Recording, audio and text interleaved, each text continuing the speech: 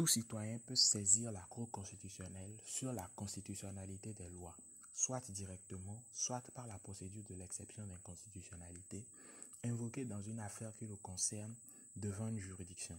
Celle-ci doit surseoir jusqu'à la décision de la Cour constitutionnelle qui doit intervenir dans un délai de 30 jours. C'est ainsi que l'article 122 de la Constitution béninoise consacre l'ouverture du prétoire du juge constitutionnel aux citoyens lambda.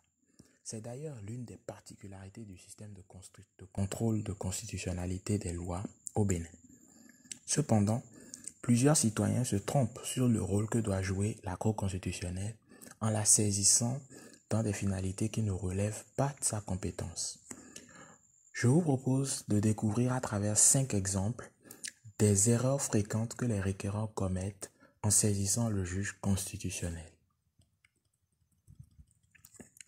La première requête a fait l'objet d'une décision en date du 5 mars 2020 dans laquelle le juge constitutionnel a déclaré son incompétence suite à un recours portant sur, je cite, l'inconstitutionnalité d'une part de l'utilisation du franc CFA comme monnaie en République du Bénin et d'autre part des accords de coopération monétaire conclus entre le Bénin et la France.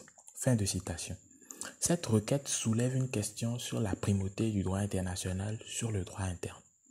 Mais laissons cette question de côté, puisque le contrôle que demande en réalité le requérant ne peut s'effectuer qu'au regard des accords internationaux signés par le Bénin.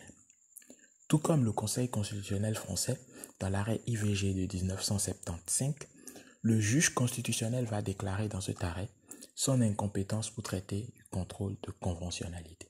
Ce n'est d'ailleurs pas la seule fois où il l'a fait, puisque dans une décision DCC 18202 du 11 octobre 2018, les 7 sages avaient déjà adopté une posture pareille concernant les traités de l'UEMOA.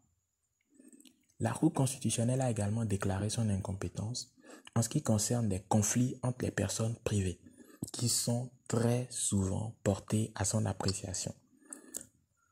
Évoquons en deuxième position la décision DCC 20037 dans laquelle la requérante a demandé l'intervention de la Cour constitutionnelle dans un conflit l'opposant à la gérante du marché de Kokodji et au maire de la commune d'Abomey-Calavi à propos de l'attribution de hangars au sein de ce marché.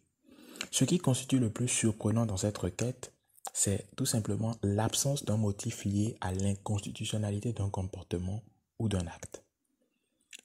Autre litige entre personnes privées porté à la connaissance du juge constitutionnel, c'est le charlatanisme.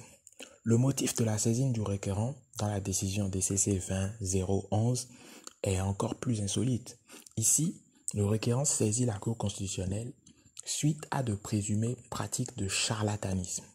Pourtant, depuis 2018 et les articles 458 et 459 du Code pénal, les questions de charlatanisme peuvent être portées devant les juridictions ordinaires. Quatrième décision, il s'agit d'une décision relative à la gestion des stages et formations. Dans cette requête, le requérant va saisir la Cour pour, je cite, obtenir de lumière sur un échec à un examen. Fin de citation. En effet, le requérant aurait échoué du fait de l'injustice de certains chefs, notamment son directeur de stage, et qu'il demande à la Cour de statuer sur la manière dont la hiérarchie gère les stages et formations au sein des forces armées béninoises.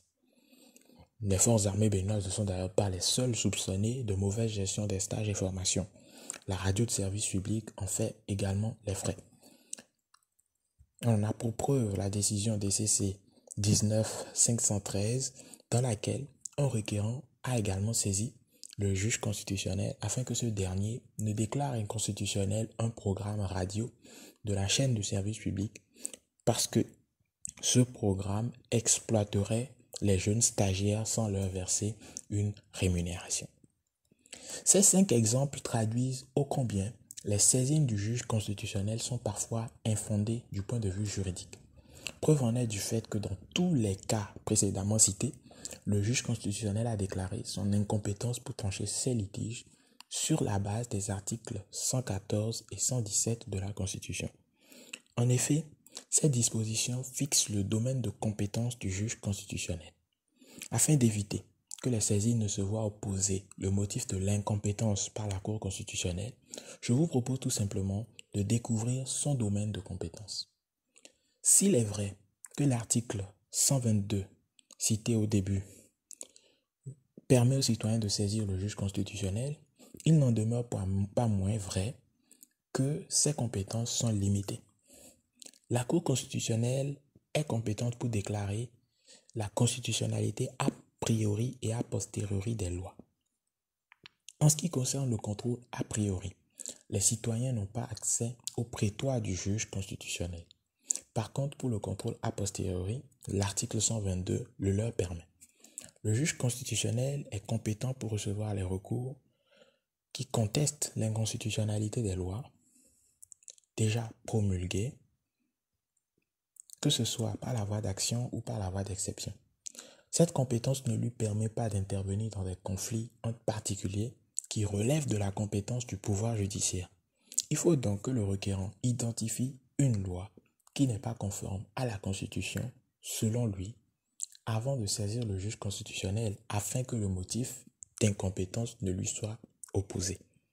Retenons, en définitive, que l'ouverture du prétoire du juge constitutionnel à tous les citoyens ne veut pas dire que le juge constitutionnel est compétent pour trancher n'importe quel type de litige. Si cette saisine peut constituer pour les requérants des moyens de pression, il faut dire qu'elle n'est vouée qu'à une décision d'incompétence des sept sages. Heureusement que ces décisions ne sont pas susceptibles de recours. C'est d'ailleurs l'une des garanties afin d'éviter l'atrophie des saisines de la Cour. Si vous connaissez des saisines du juge constitutionnel qui se sont vues opposer une décision d'incompétence du juge constitutionnel, n'hésitez pas à me le faire savoir en commentaire. Signons que parmi les décisions que j'ai citées, il y en a une qui ne date pas de 2020. J'espère que vous saurez trouver laquelle. En attendant, retenons que la Cour constitutionnelle ne se saisit que quand une loi est présumée inconstitutionnelle.